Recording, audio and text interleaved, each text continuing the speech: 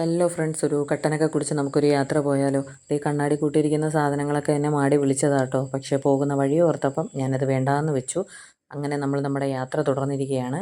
രാത്രിയായപ്പോഴേക്കും നമ്മൾ നല്ല മൂടൽ മഞ്ഞിനെയൊക്കെ താണ്ടി വകഞ്ഞ് വകഞ്ഞാണ് കേട്ടോ പോയത്. റോഡ് പോലും കാണാൻ പറ്റാത്ത അവസ്ഥ.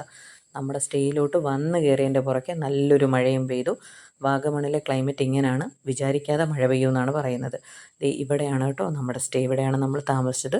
ശരിക്കും ഇതിൻ്റെ അകത്തെ റൂമുകളും എല്ലാം പഴയ ഒരു നാലുകെട്ടിൻ്റെ ഒരു തടി വെച്ചൊക്കെ ഉണ്ടാക്കിയ ഒരു ഫീലായിരുന്നു. അതിൻ്റെ മുമ്പിലായിട്ട് ഇങ്ങനെ ഒരു സ്ട്രക്ചറുണ്ട്. പക്ഷേ വെള്ളത്തിൽ നോക്കിയിട്ടൊന്നും ഒരു കാര്യമില്ല, ഒരു രക്ഷയില്ല.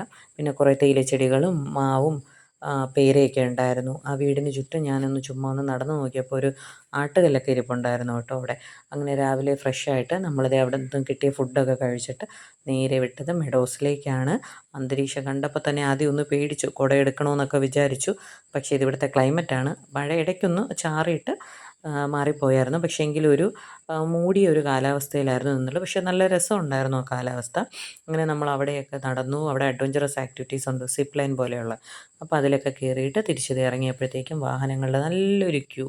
പിന്നെ കുറച്ച് പുളിയുള്ള സാധനങ്ങളൊക്കെ മേടിച്ച് കഴിച്ച് നേരെ വിട്ടത് പൈൻ വാലിയിലേക്ക്.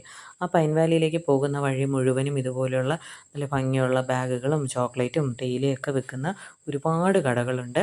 പിന്നെ നമ്മളിതേ പൈൻ വാലിയിലെത്തി.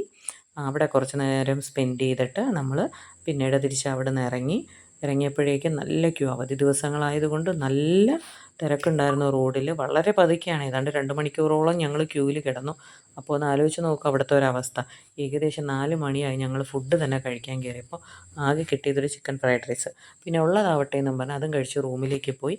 രാത്രിയായപ്പോൾ നമ്മൾ വാഗമൺ ടൗണിലേക്കൊക്കെ വന്ന് ഫുഡ് കഴിക്കാനായിട്ട് അവിടെ ഒരു ഹോട്ടലിൽ കയറി നമ്മൾ ഫുഡൊക്കെ കഴിച്ച് പോയി. ബായ്.